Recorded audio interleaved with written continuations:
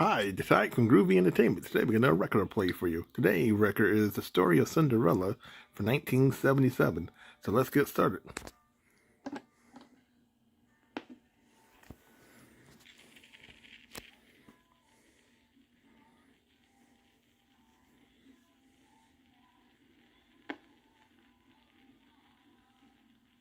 Cinderella.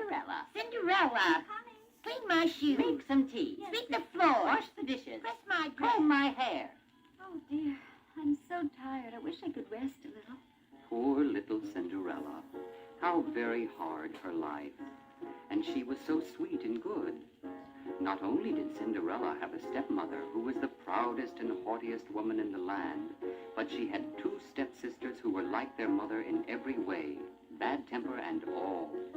Cinderella, being so sweet and good, made her stepsisters seem more hateful than ever. So to Cinderella fell the hardest of household tasks, scrubbing pots, scrubbing stairs, cleaning and polishing all the rooms and bedchambers. While her stepsisters lay on fine, soft beds, Cinderella slept on a wretched straw pallet in a miserable garret away up at the top of the house. When her work was done, Cinderella would creep to the chimney corner and sit there in the ashes, thus earning for herself her nickname, Cinderella, for her name was really Ella. But her elder sister, who was the more spiteful of the two, said, I shall call you Cinderella because you are always covered with cinders. And Cinderella she remained. But in spite of her rags, Cinderella was 100 times more beautiful than her sisters for all their fine clothes. Now it happened that the king's son was to give a ball. He invited everyone who was anyone, including our two young misses. They were delighted with themselves, busy as can be, choosing their costumes and headdresses to go with them. More work for Cinderella, for it was Cinderella who starched their linen and puffed their ruffles, chitter-chatter of nothing from morning till night, what they would wear, how they would look. I shall wear my cherry velvet with the ermine train. Oh, how grand I shall look. Well, sister, I have nothing but my simple blue silk. But to make up for that, I shall wear my cloak of flowered gold and my diamond circlet, which is not to be sneezed at. We must send for the hairdresser to do our hair. And we must have the best beauty patches. We must ask Cinderella. Cinderella, how shall the hairdresser fix our hair for the ball? I will dress your hair for you. And that's what they really wanted in the first place. Someone else would have made nests of their heads, but not Cinderella. She was good. She dressed them perfectly. There you are, sisters. Your hair is all done. Oh, how lovely it is. Not bad at all. Tell me, Cinderella, wouldn't you like to go to the ball? Oh, you are making fun of me. A ball is not for such as I. Oh, my. Sister Cinderella had a ball. How people would laugh. What an idea. What an idea. The great day arrived and they departed. Cinderella followed them with her eyes as long as she could. When she could no longer make them out, she began to cry. Oh, I wish that... What is the matter, my child? Who are you? I am your fairy godmother. What is troubling you, my child? Oh, I wish... I wish... You wish you could go to the ball. Is this not so? Oh, yes. Well, you just be a very good girl, and I will see that you go to the ball. First, you must go into the garden and bring me a pumpkin. A pumpkin? How on earth could a pumpkin take her to the ball? But Cinderella found the most beautiful pumpkin that she could and carried it back to her godmother. Her godmother scooped the pumpkin all out, leaving only the rind.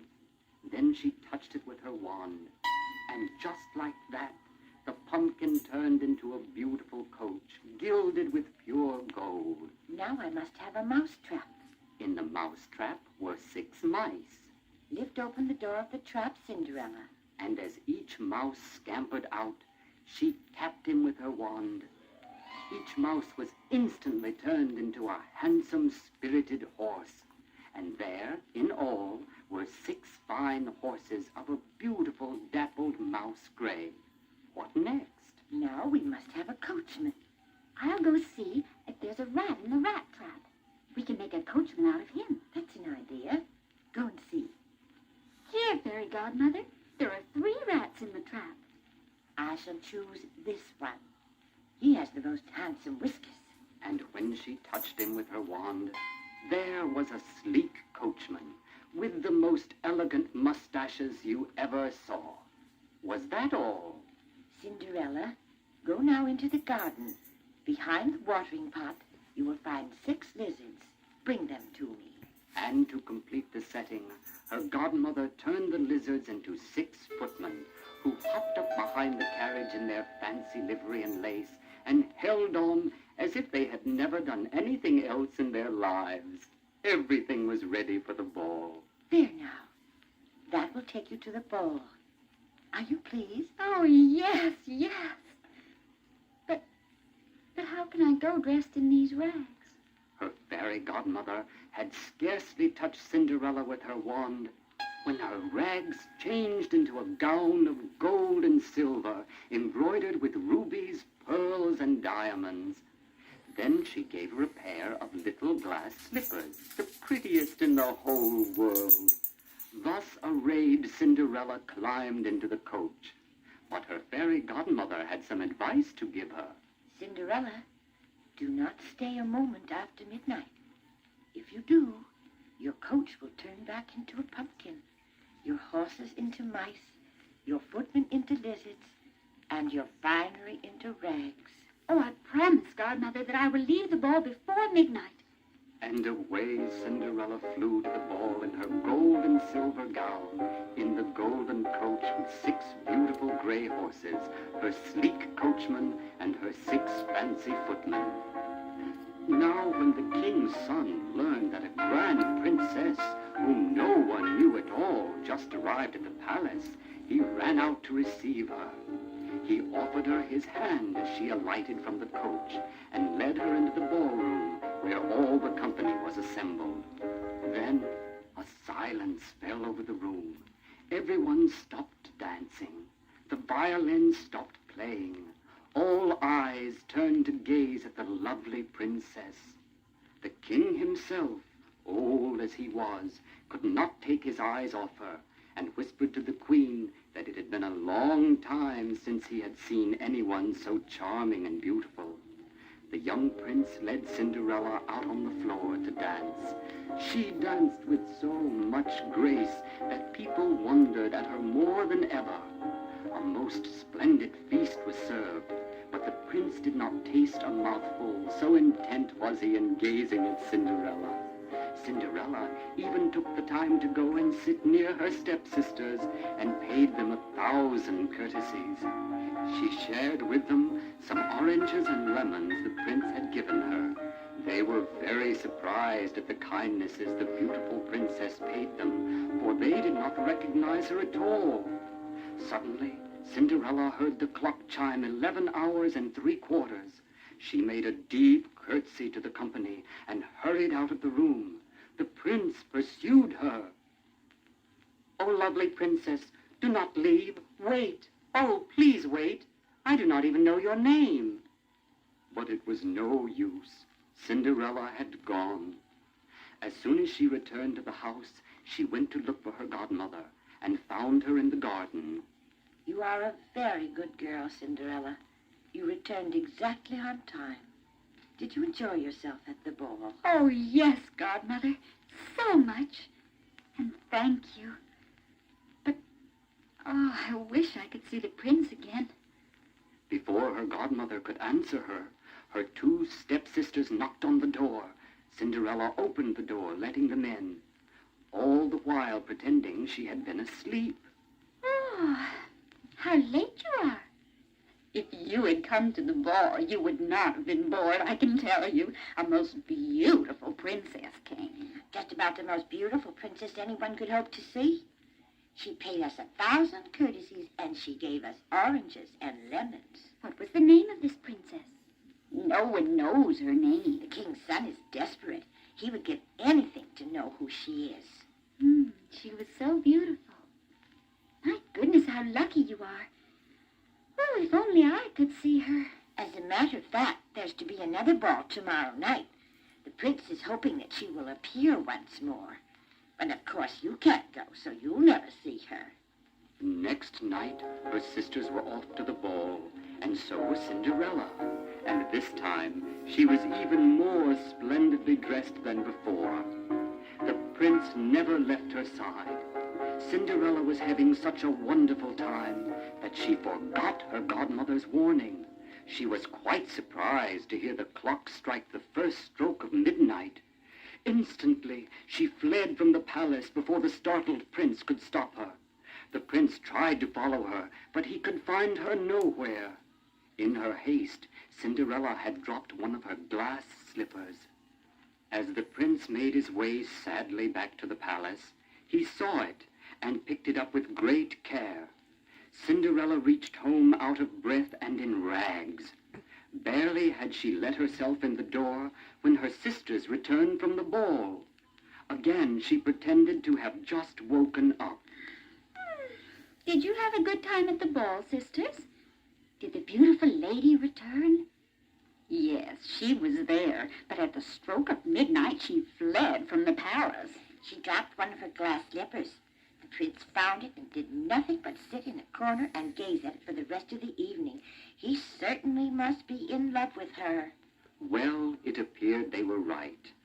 For a few days after the ball, the king's son had his herald sound throughout the land that the prince would marry the lady whose foot would fit the glass slipper. First, they tried the princesses, then the duchesses, but it was no use. Then the herald was instructed to go to every house in the land. One day, he arrived at the house of the two sisters. They both tried to force their feet into the tiny slipper, but they could not. Cinderella was watching.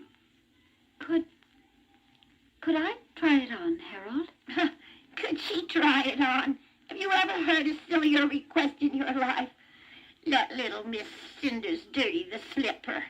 My orders are that all ladies may try the slipper. If she wishes to, she may.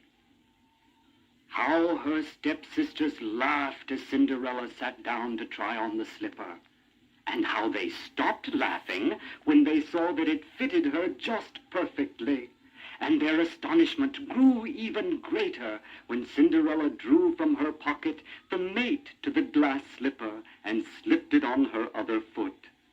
Then suddenly there was a clear, sweet sound, and Cinderella stood before them, clad in a gown more magnificent than any she had worn before. Why, you are the beautiful lady we saw at the ball. They threw themselves at her feet. Oh, Cinderella, please forgive us. We didn't know. We are truly sorry. Cinderella asked them to rise. Then she embraced them and forgave them everything. The herald then escorted her to the prince's carriage, which was waiting outside, and off she went to the palace. The prince, having found his lost princess, did not wait a moment. They were married that very afternoon amidst great cheering. Cinderella, who was as good as she was beautiful, gave her sisters a home at the palace, and on the same day married them to the two great lords of the court. And so they all lived happily ever after.